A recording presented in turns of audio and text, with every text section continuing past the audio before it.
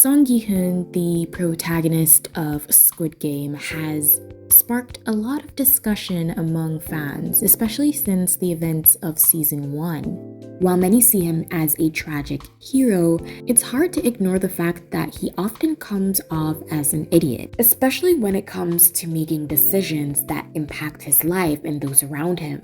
First and foremost, Gi-hoon is a deadbeat dad. Throughout the series, he is shown neglecting his daughter, only to later express regret and a desire to make things right. However, when he has the chance to escape the horrors of the games, he chooses not to board the plane that could take him to safety and reunite with her. His choice shows his profound lack of responsibility and foresight. Instead of prioritizing his daughter, he gets caught up in a misguided mission to end the games, a venture that seems quite idealistic and not worth it. And if you've seen season 2, you'll probably agree with my following points. His belief that he could actually stop the games is a glaring miscalculation.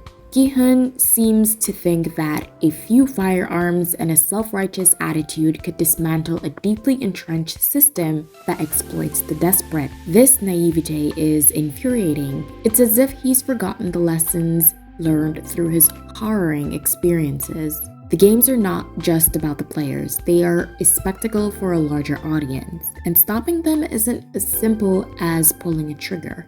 Even if he succeeded in his efforts, what would prevent other billionaires from continuing the cycle elsewhere? The world is vast, and the concept of the games could easily be replicated in different forms. As we've seen in season 2, Gi-hoon's underestimation of the people behind the games becomes painfully clear. While he believes he's taking steps to dismantle the system that has tormented him and countless others, the reality is that he is woefully unprepared for the depth of manipulation and control wielded by those orchestrating the games.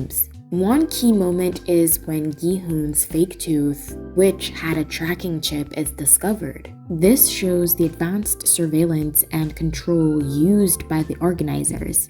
It's not only about the game. The organizers are always watching. Gi-hoon tries to outsmart them, but he underestimates how far they will go to keep their power. Furthermore, the organizers' ability to mislead Gi-hoon and his allies showcases their strategic skills. While Gi-hoon and his friends believe they're following a solid plan, they are actually being sent in the wrong direction, misled far from the real game. This manipulation reveals an unsettling fact of how outmatched he and his group are against a force that has been refining its tactics for who knows how many years. In-ho, the frontman of the game, adds another layer of irony as the new player 1, making Gi-hoon look even more foolish. He gets involved not just to gather information but to test Gi-hoon, forming a bond based on lies while secretly working against him. This manipulation shows how much In-ho enjoys watching Gi-hoon struggle against the system he's trying to break. A total mind screw. But that's just it, isn't it?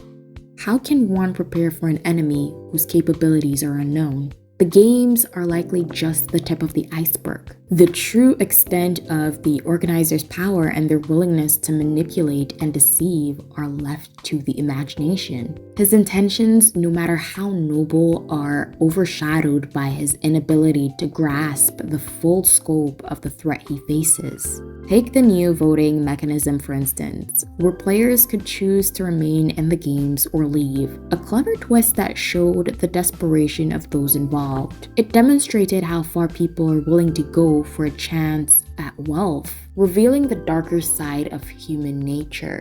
Gi-hoon's idealism about wanting people to make better choices is misguided. Throughout the games, we saw numerous instances of selfishness and betrayal, reinforcing the notion that not everyone shares his values or desires for a better life. In the end, Gi-hoon should have gotten on that plane. Instead of engaging in a futile effort to combat an opponent he fundamentally misunderstands, he could have prioritized his life, his daughter, and the opportunity for a fresh start. In a world where the stakes are life and death, and where the puppeteers are always several steps ahead, Gi-hoon's choice to stay and fight only reinforces the tragic irony of his situation. Instead of being a hero, he becomes a pawn in a game more complex and sinister than he ever imagined. And one can only hope his luck holds out once more for him to survive.